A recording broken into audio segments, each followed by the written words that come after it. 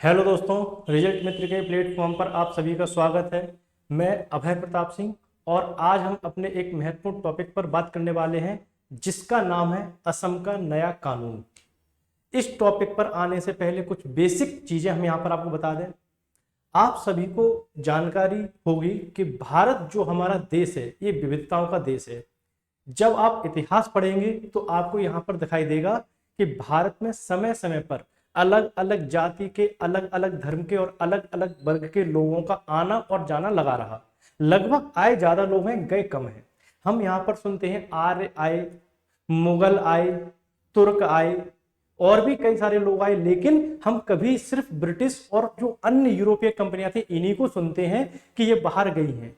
इनसे पहले जितने लोग भी आए हैं वो भारत में ही यहाँ पर एक तरफ से बस गए हैं या हमारे बीच में ही हमारी तरह परिवर्तित हो गए हैं। तो एक प्रकार से भारत जो है विविधताओं का देश है।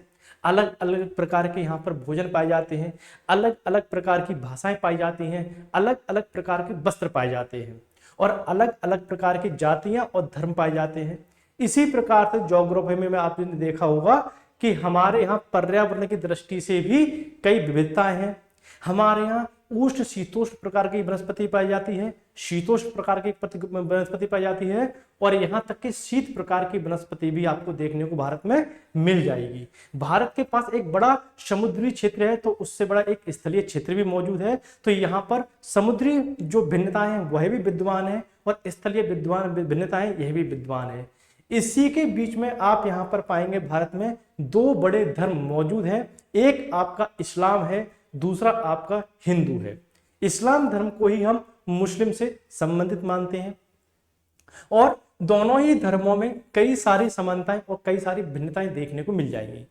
शायद ही कोई और देश ऐसा हो जिसमें दो बड़े समुदाय एक साथ इतने अच्छे से और इतने शांतिप्रिय तरीके से रहते हो, अगर कुछ अपवादों को हम छोड़ दें जो पॉलिटिकली मोटिवेट होते हैं उनको हटा के। बाकी हम लोग एक प्रकार से क्या है, समन्वय संस्कृति के आधार पर ही भारत में रहे हैं। बेशक हमारा विभाजन 1947 में हो गया हो, उसके बाद भी एक बड़ी संख्या मुसलमानों की भारत में निवास करती है, जितनी बड़ी संख्या बांग्लादेश और पाकिस्तान में भी नहीं है। तो कहीं ना कहीं ये हमारी विविधता ही है, ये हमारी समन्वय संस्कृति ही है, जिसके आधार पर अभी तक हम बिना बड़े किसी मन मुटाव के एक साथ रह रहे हैं और एक दूसरे के त्योहारों को मना रहे हैं। इसी के बीच में आप अक्सर सुनते होंगे कि भारत में जो कानून है ये समान है। हमारी संविधान भी जो प्रस्तावना है ये भी सभी को समानता के आधार पर व्याख्यायित करती है। वहीं हमारे संविधान में उल्लिखित जो मूल अधिकार है, फंडामेंटल राइट्स हैं, अनुच्छेद 12 से लेकर 35 तक, उसमें भी आप देखेंगे समानता की ही बात की गई है। अब यहां पर हमें यह देखना है कि जो अभी तक भारत में कानून व्यवस्था थी ये किस प्रकार से भिन्न थी और किस प्रकार से समान थी। आप सभी को पता होना चाहिए कि भारत में अभी तक जो क्रिमिनल लॉज थे ये दोनों धर्मों के लिए एक समान थे। अगर कोई व्यक्ति किसी व्यक्ति का मर्डर कर दे, कहीं पर चोरी कर ले, तो उसके ऊपर समान कानून लागू होते थे। लेकिन जहां बात आती है हमारी आस्थाओं की, हमारी परंपराओं की, तो वहां पर हिंदू और मुस्लिम के जो पर्सनल लॉज होते हैं ये डिवाइड कर दिए जाते हैं, अलग अलग कर दिए जाते हैं। मुस्लिम में मुस्लिम पर्सनल लॉ चलते थे तो हिंदू में हिंदू मैरिज एक्ट चलती थी। यहां तक तो सब ठीक था, लेकिन जब बात आती है विवाह विच्छेद की, किसी एक संपन्न विवाह को यहां पर तोड़ने की, तो यहां पर आपको दोनों धर्मों में अलग अलग प्रतिक्रियाएं देखने को मिलेंगी। हिंदू धर्म में जहां पर एक तरफ विवाह को विच्छेद करने के लिए आपको कोर्ट का सहारा लेना पड़ता है, वहीं इस्लाम में या फिर मुस्लिम धर्म में आप देखेंगे पति अगर पत्नी से 3 बार तलाक तलाक तलाक कह दे तो उसमें भी आपको डिवोर्स होते हुए दिख जाएगा। इससे महिलाओं का बड़ी मात्रा में शोषण हो रहा था। इसीलिए बड़ी संख्या में हमारे देश में महिलाओं के अधिकारों को बढ़ाने के लिए बात की जा रही थी। अब इसी बात को ध्यान में रखते हुए केंद्र तथा राज्य सरकारों के द्वारा अलग अलग कानून यहां पर प्रस्तावित किए जा रहे हैं, जिससे मुस्लिम महिलाओं को भी हिंदू महिलाओं की तरह समानता का अधिकार दिया जा रहा है।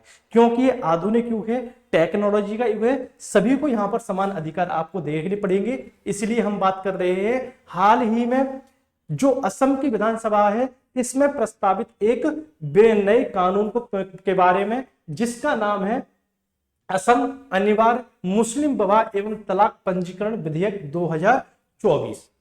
जब हम किसी नए कानून को यहाँ पर बनाने का प्रयास करते हैं तो इसे हम पहले विधानसभा और या फिर संसद के समक्ष, केंद्र की बात होती है तो संसद के समक्ष, राज्य की बात होती है तो विधानसभाओं के समक्ष में उसे विधेयक के तौर पर रखते हैं। और यही बात अगर हम यहाँ पर बता दी मैंने कि केंद्र में अगर कोई विधेयक बिल लाना चाहते हैं, कोई कानून लाना चाहते हैं तो उसमें आपको संसद में रखना पड़ता है विधेयक, और राज्यों के मामले में आपको विधेयक रखना पड़ता है कहां पे, विधानसभा में। ठीक है, इतना आपको पता होगा, पॉलिटी में पढ़ा होगा। अब यहां पर एक नया विधेयक असम विधानसभा में रखा गया है और इस विधेयक का नाम है असम अनिवार्य मुस्लिम विवाह एवं तलाक पंजीकरण अधिनियम विधेयक 2024। ठीक है, अब ये क्यों लाया गया है, क्योंकि अभी तक जो मुस्लिम समुदाय में विवाह करने और तलाक लेने की जो प्रतिक्रिया थी ये बड़ी ही जटिल थी। ठीक है, अब जटिल कैसे थी इस चीज को समझ लेते हैं। जैसे हिंदू धर्म में कहा गया है, जैसे हिंदू धर्म में एक बात बता देते हैं इतिहास की, हमारे धर्म में विवाह से संबंधित कई सारे विधेयक या एक्ट समय समय पर लेके आए गए हैं। जैसे कि आपको पता होगा शारदा एक्ट आया था एक, उसका उद्देश्य क्या था, यहां पर जो बालिकाएं हैं उनकी विवाह की आयु को बढ़ाने का। उसी प्रकार से फिर स्वतंत्रता के बाद भी कई विधेयक और एक्ट हमारे देश में लाए गए जिससे बालिकाओं और पुरुषों की, बालकों की विवाह की जो उम्र है इसे एक प्रकार से फिक्स किया गया। जैसे अभी वर्तमान में जो विवाह बालिकाओं के लिए कितनी है, न्यूनतम 18 वर्ष और पुरुषों के लिए, बालिकों के लिए 21 वर्ष। तो ये हमारे यहाँ न्यूनतम आयु है। अगर आप 18 वर्ष या 21 वर्ष से पहले विवाह करते हैं, बालिका की उम्र में 18 वर्ष और बालिकाओं के मामले में 21 वर्ष, तो उसे कहा जाता है नाबालिग विवाह। क्या कहा जाता है, नाबालिग विवाह। यही नाबालिग विवाह को रोकने के लिए हमने यहाँ पर प्रावधान किए। लेकिन इस्लाम धर्म में प्रावधान अलग है। इस्लाम धर्म में कहा गया है कि जिस महीने से बालिका की या फिर जो लड़की है उसके पीरियड्स चालू हो जाए, मंथली जो उनकी प्रोसेस होती है ये चालू हो जाए, तो मान लिया जाता है कि बच्ची या फिर बालिका विवाह के योग हो गई है। फिर चाहे उसकी आयु 14 वर्ष हो, 15 वर्ष हो या 21 वर्ष हो, जिस दिन से, जिस महीने से उसके पीरियड चालू हो जाए, समझ लीजिए वो विवाह के लिए योग्य है। ये इस्लाम कहता है। ठीक है, तो उनकी यहाँ पर जो न्यूनतम आयु मानी गई है 14 या 15 के आसपास मानी गई है। इस उम्र में उनका विवाह कर दिया जाता है। वही हमारे यहाँ 18 वर्ष का किया जाता है। अब इससे होता क्या है, बालिकाएं या तो यहाँ पर शिक्षा ग्रहण नहीं कर पाती अच्छे से, या उन्हें शिक्षा ग्रहण करने के अवसर ही नहीं मिल पाते। 14-15 वर्ष की आयु में किसी बालिका का विवाह कर दीजिए, कितने में होगी, 11, 12, ज्यादा से ज्यादा इसी क्लास में होगी। हो सकता है एक क्लास बैक हो जाए तो उसकी 10 या 9th में ही रहे।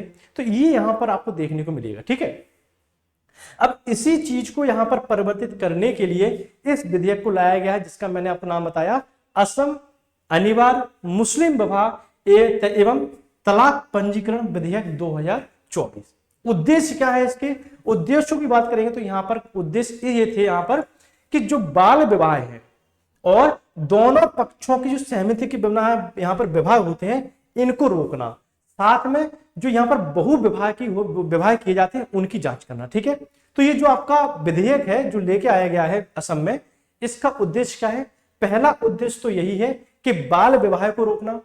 ठीक है, जो 18 वर्ष से नीचे विवाह किए जाते हैं, 21 वर्ष से नीचे विवाह किए जाते हैं, उनको रोकना, पहली चीज। दूसरी चीज, दोनों पक्षों की सहमति के बिना हुए विवाह को रोकना।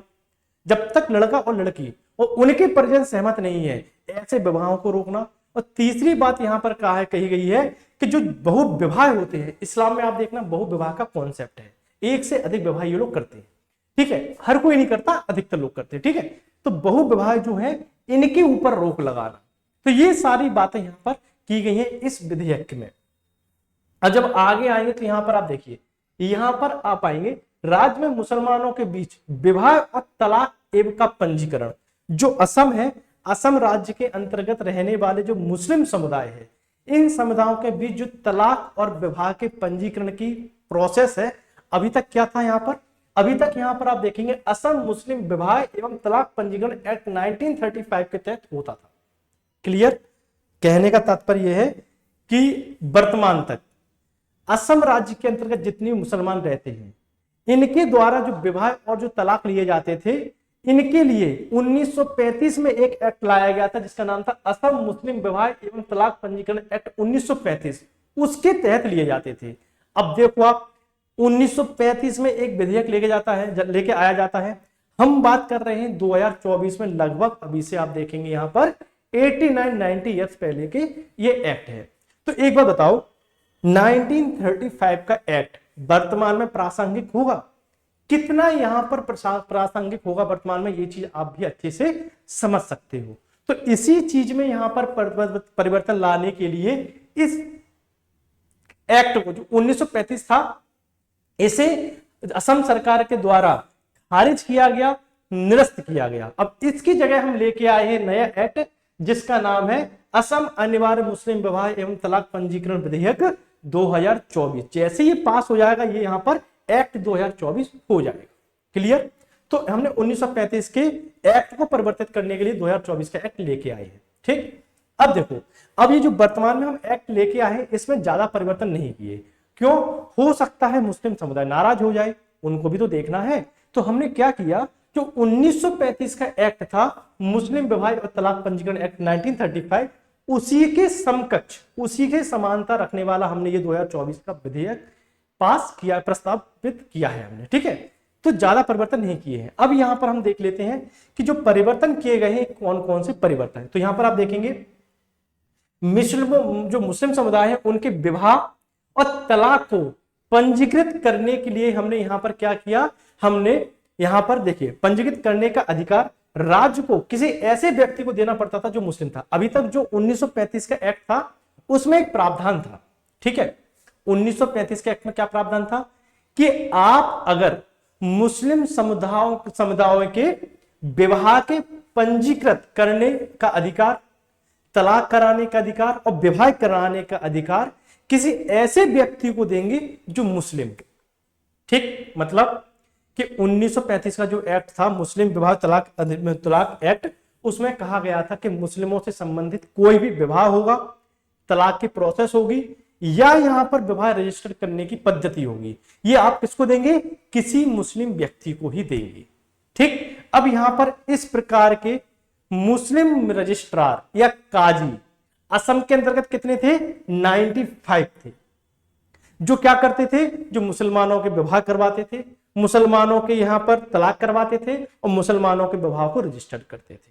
ऐसे वर्तमान में असम में 95 काजी या फिर रजिस्ट्रार थे, जो मुस्लिम ही हुआ करते थे। ठीक है, अब इन लोगों को राज्य के अंतर्गत लोक सेवक माना जाता था। क्या माना जाता था? लोक सेवक माना जाता था। बाकायदा सरकार इन्हें सारी सुविधाएं मुहैया करवाती थी, सैलरी देती थी, सब चीजें सरकार इनके लिए करती थी। ठीक है, काम कितना था? सिर्फ काम इतना था कि मुस्लिम महिलाओं के तहत, मुस्लिम जो यहाँ पर विवाह है, तलाक है, उनके तहत जो भी विवाह होंगे सब यही लोग करवाएंगे। अब यहां पर आगे आते हैं।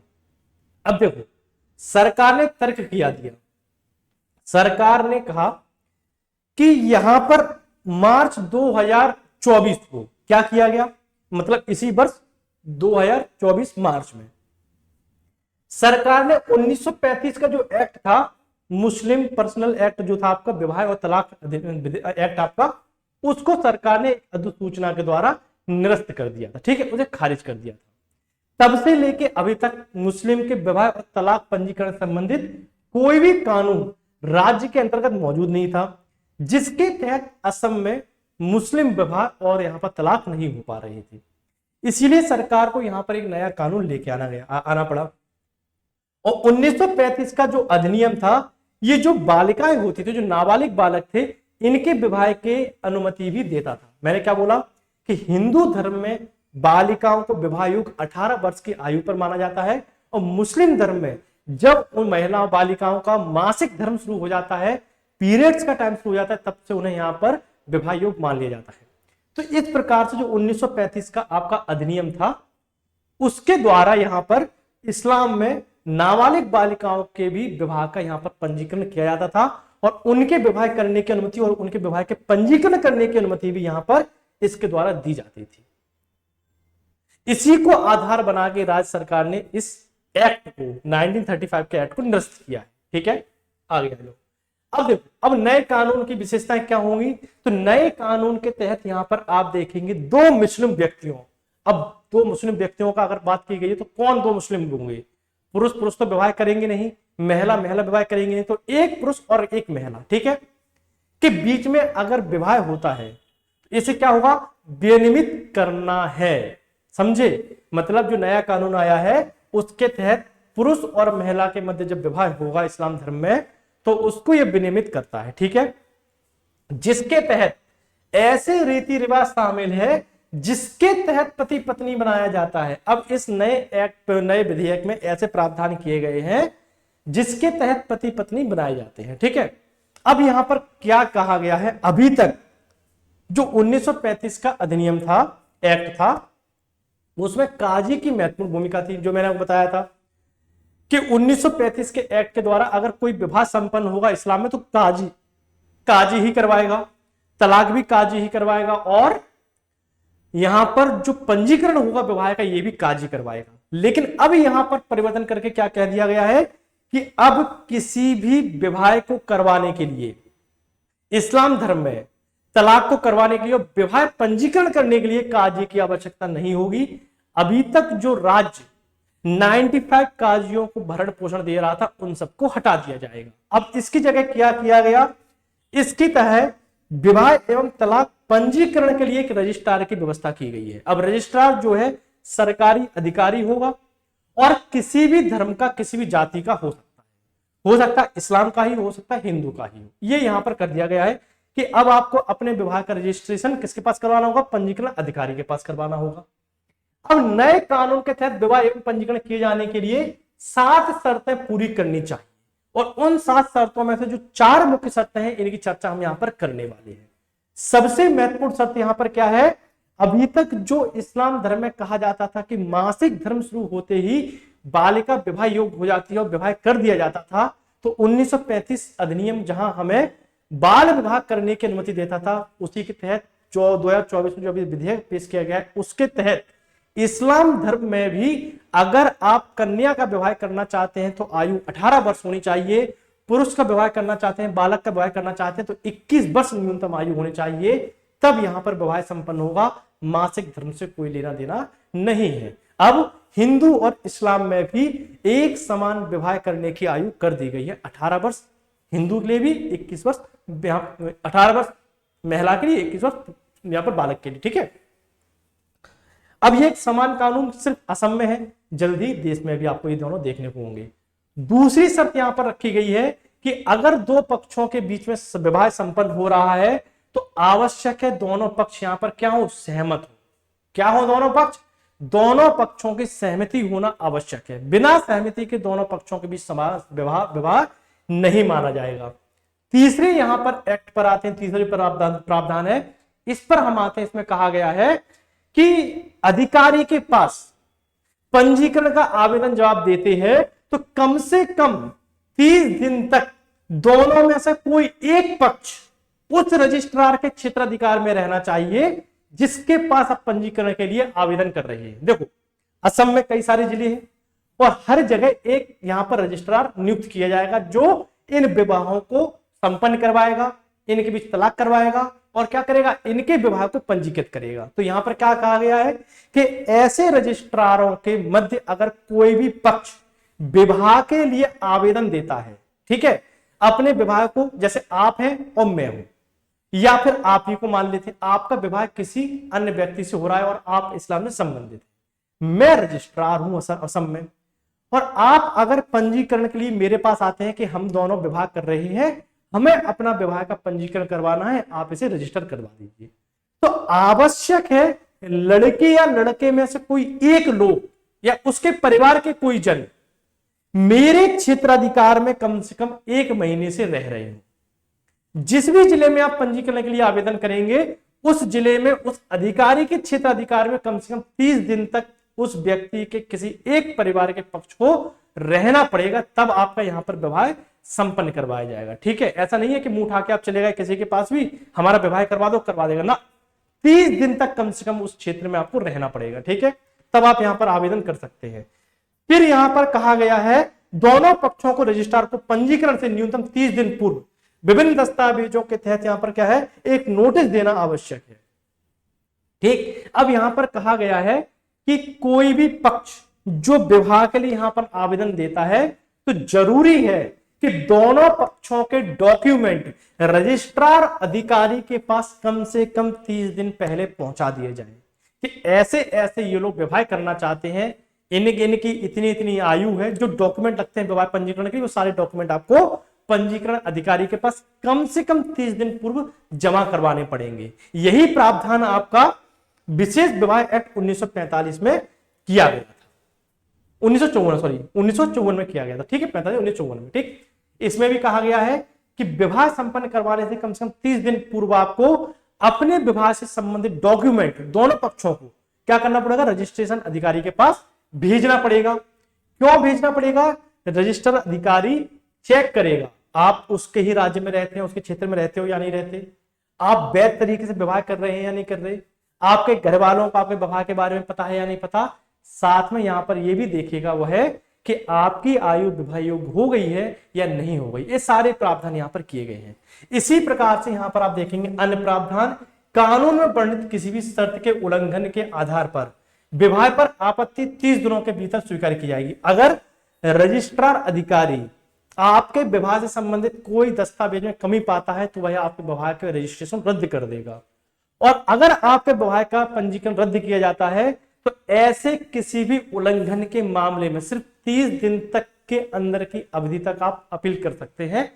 30 दिन के बाद कोई भी अपील नहीं मानी जाएगी, ये यहां पर कहा गया है। साथ में यहां पर आप देखेंगे अगर कोई भी अधिकारी जांच करने के बाद विवाह संपन्न करने से मना कर देता है, जैसे आपने विवाह के लिए अपील की लेकिन आपके डॉक्यूमेंट में कुछ कमी है, उस आधार पर रजिस्ट्रेशन अधिकारी आपके विवाह को पंजीकरण करने से मना कर देता है, तो यहां पर आपके पास ऑप्शन है कि आप 30 दिन के भीतर भीतर क्या कर सकते हैं, यहां पर जिला रजिस्ट्रार जो होगा उसके पास, या फिर उससे भी आपकी समस्या का समाधान नहीं होता है तो यहां पर रजिस्ट्रार जनरल के पास अपील कर सकते हैं। मतलब जैसे होता ना, आप निचली अदालत से संतुष्ट नहीं है तो जिला अदालत में जा सकते हैं, जिला अदालत से संतुष्ट नहीं है हाईकोर्ट जा सकते हो, हाईकोर्ट से संतुष्ट नहीं है तो सुप्रीम कोर्ट जा सकते हो। उसी प्रकार से अगर आप स्थानीय रजिस्ट्रार के द्वारा जो आपके विवाह को यहां पर संपन्न करने से इनकार कर दिया गया तो क्या कर सकते हो आप, तो यहां पर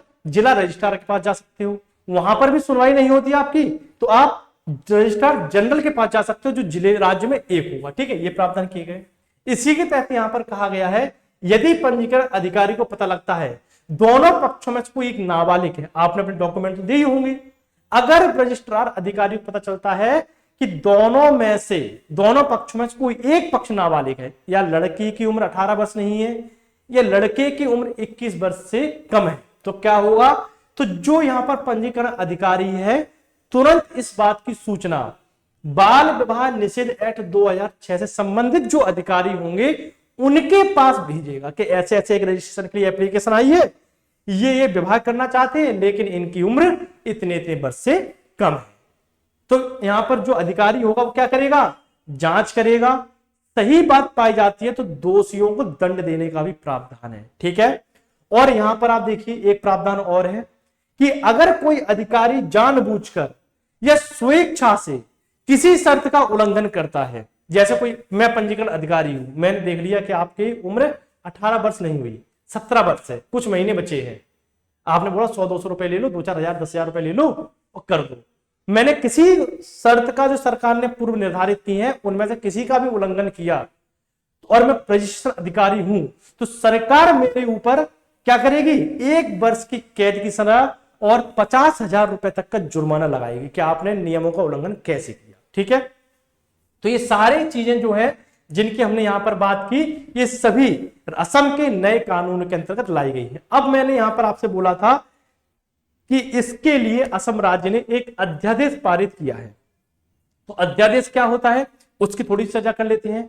देखो, हमारे देश में कोई भी विधेयक कानून कैसे बनता है, उसे पहले किसी एक सदन में, अगर संसद की बात करें तो या तो उसे लोकसभा में पहले पारित किया जाएगा या राज्यसभा में पहले पारित किया जाएगा। अगर हम बात करते हैं विधानसभाओं की, जहां जिन राज्यों में केवल विधानसभा अकेली है तो वहां पर विधानसभाओं में, और जहां पर विधान परिषद है वहां पर विधानसभा या फिर विधान परिषद में किसी में भी एक में पास किया जाएगा, वहां से दूसरे सदन में भेजा जाएगा अगर दूसरे सदन है तो। नहीं है तो एक ही सदन से पास किया जाएगा।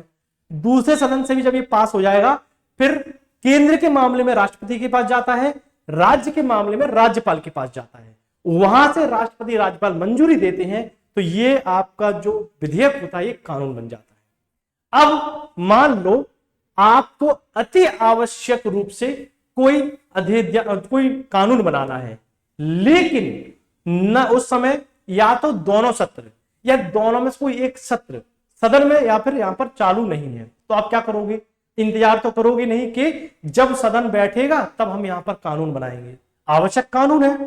तो यहां पर राष्ट्रपति अनुच्छेद 123 के तहत और राज्यपाल अनुच्छेद 213 के तहत अध्यादेश जारी करते हैं। और अध्यादेश राज्य के मामले में जैसे राज्यपाल जारी करेगा तो राज्य विधानसभा के समान काम करेगा, और केंद्र के मामले में राष्ट्रपति द्वारा जारी अध्यादेश अनुच्छेद 123 के द्वारा क्या करेगा? यहां पर संसद के द्वारा बनाए गए कानून के समान कार्य करेगा, क्योंकि दोनों में कोई एक सत्र कानून यहां पर नहीं है। अब यहां पर यह कहा गया है कि जब राज्यपाल या राष्ट्रपति कोई अध्यादेश जारी करते हैं ये सिर्फ 6 महीने तक ही लागू रहेंगे। क्यों? हमारे संविधान में लिखा है कि संसद वर्ष में 2 सत्र तो आवश्यक लेके आएगी और 2 सत्रों के बीच में 6 महीने का गैप होगा। तो इतना आवश्यक जरूरी है कि जब राष्ट्रपति या राज्यपाल अध्यादेश जारी करते हैं तो राज्य विधानसभा को, राज्य विधान परिषद को या फिर केंद्र के मामले में संसद को 6 महीने के अंतर्गत इस अध्यादेश के ऊपर वोटिंग करनी होगी। अगर यहां पर वोटिंग नहीं की जाती है तो यह अध्यादेश 6 महीने के लिए लागू होगा और 6 महीने बाद अपने आप समाप्त हो जाएगा।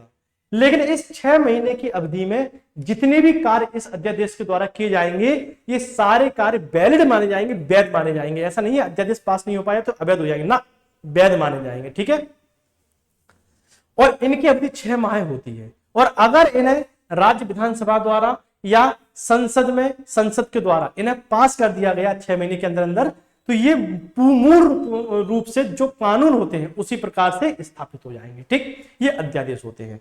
तो ये आज हमारा टॉपिक था जिसमें हमने बात की असम का नया कानून। इस क्लास को यहीं पर समाप्त करते हैं। उम्मीद करता हूं अब आप बिल्कुल क्लियर होंगे अध्यादेश से, कानून से, पहले क्या था अब क्या है। मिलेंगे आपसे अपने किसी और टॉपिक में, इसी प्रकार से बेहतरीन तरीके से उसको एक्सप्लेन करेंगे जिससे आपको कोई डाउट ना रहे।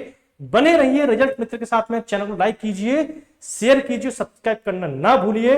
इससे बेहतर और भी आपको टॉपिक यहां पर मिलने वाले हैं।